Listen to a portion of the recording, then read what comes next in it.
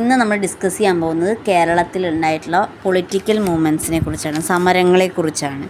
ആദ്യമായിട്ട് അഞ്ചുതെങ്ങ് റിവോൾട്ട്. അഞ്ചുതെങ്ങ് എന്ന് പറഞ്ഞാൽ അത് പണ്ടറിയപ്പെടുന്നത് ആഞ്ചെങ്കോ എന്നുള്ള പേരിലായിരുന്നു. അവിടെ ആദ്യമായിട്ട് വന്ന ഒരു ഈസ്റ്റ് ഇന്ത്യ കമ്പനി വന്ന സ്ഥലമാണ് അഞ്ചുതെങ്ങ്. അവിടെ ഈസ്റ്റ് ഇന്ത്യ കമ്പനി ആദ്യമായിട്ടൊരു ഫാക്ടറി തുടങ്ങി 1684.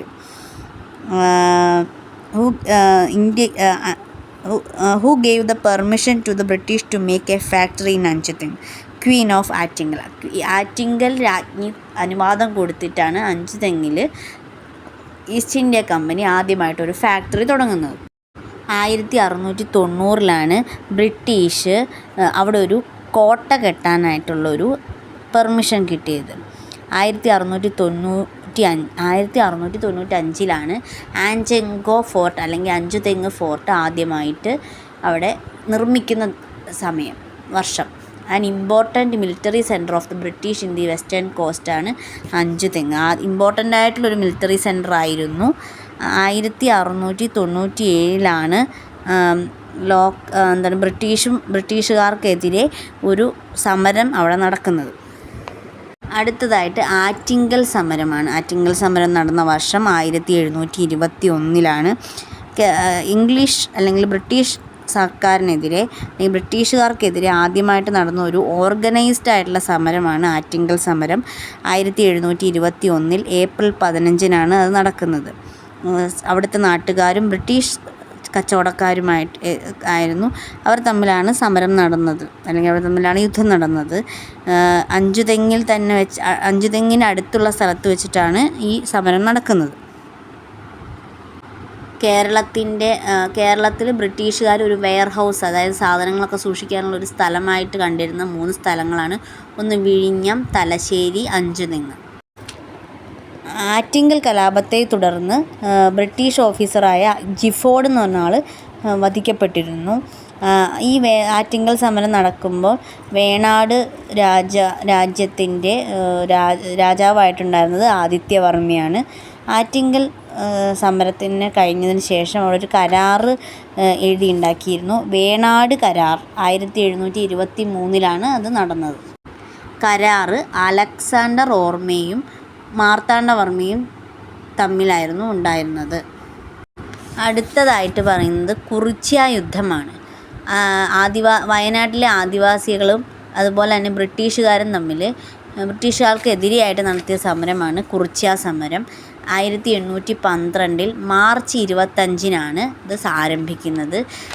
ബ്രിട്ടീഷുകാർ റവന്യൂ അല്ലെങ്കിൽ അവരിൽ നിന്ന് വരുമാനം കളക്ട് ചെയ്യാനുണ്ടാക്കിയ നിയമങ്ങൾക്കെതിരെയാണ് കളക്ട് ചെയ്യുന്നതിനെതിരെയാണ് കുറിച്യ സമരം നടന്നത്. കുറിച്യാസും കുറുമ്പാസും അങ്ങനെ, അതായത് ആദിവാസികളിലെ 2 ഗോത്ര വിഭാഗക്കാരാണ് കുറിച്യകളും കുറുമ്പന്മാരും. അപ്പോൾ അവർ രണ്ടുപേരും കൂടിയായിട്ട് ഒരുമിച്ച് ചേർന്നിട്ടാണ് ഈ ബ്രിട്ടീഷുകാർക്കെതിരെ യുദ്ധം നടത്തിയിരുന്നത്. 1812 മാർച്ച് 25 അവിടുത്തെ കുറിച്യ വിഭാഗക്കാർ ഒരു മീറ്റിംഗ് വിളിച്ചു. അത് ബ്രിട്ടീഷുകാർ തടഞ്ഞു. അങ്ങനെയാണ് അത് ഒരു യുദ്ധത്തിലേക്ക് ചെന്നെത്തിയത്. ഇത് കുറിച്യ യുദ്ധത്തിൻ്റെ മെയിൻ ലീഡറിൻ്റെ പേരാണ് രാമനമ്പി. കുറിച്യ കലാപത്തിൻ്റെ മുദ്രാവാക്യം വട്ടത്തൊപ്പിക്കാരെ നാട്ടിൽ നിന്ന് പുറത്താക്കുക എന്നുള്ളതായിരുന്നു. അപ്പോൾ തലശ്ശേരി സബ് കളക്ടറായിരുന്ന TH ബാബർ പറഞ്ഞതനുസരിച്ചാണെങ്കിൽ ഈ സമരക്കാർ 1 മാസം കൂടി നിന്ന് കഴിഞ്ഞാൽ, 1 മാസം കൂടുതൽ അവരിത് റെസിസ്റ്റ് ചെയ്യുകയാണെങ്കിൽ ഈ എൻ്റയർ സംസ്ഥാനം തന്നെ അവരുടെ കൺട്രോളിലായിരിക്കും എന്നുള്ള രീതിയിൽ പറഞ്ഞു. അടുത്തത് നമ്മൾ പറയാൻ പോകുന്നത് ചാന്നാർ റിബല്യൻ അല്ലെങ്കിൽ ചാന്നാർ സമരം. നമ്മൾ കുറേ ഹിസ്റ്ററി പറഞ്ഞ സമയത്തൊക്കെ ഇതിനെക്കുറിച്ച് എവിടേക്കോ പ്രതിപാദിച്ചിട്ടുണ്ട്. അപ്പം അത് പറയുന്നത്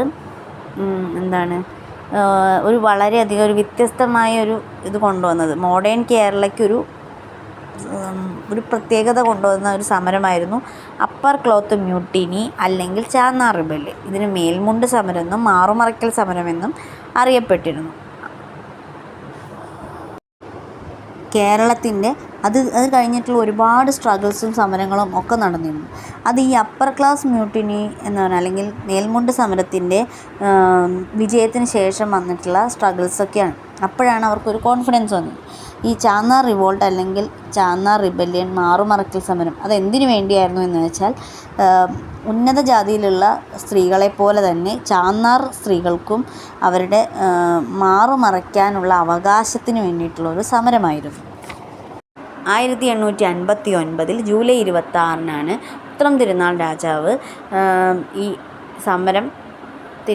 സമരം വിജയിപ്പിച്ചുകൊണ്ട് ചാന്നാർ സ്ത്രീകൾക്ക് ഇതിനുള്ള അവകാശം കൊടുത്തത്.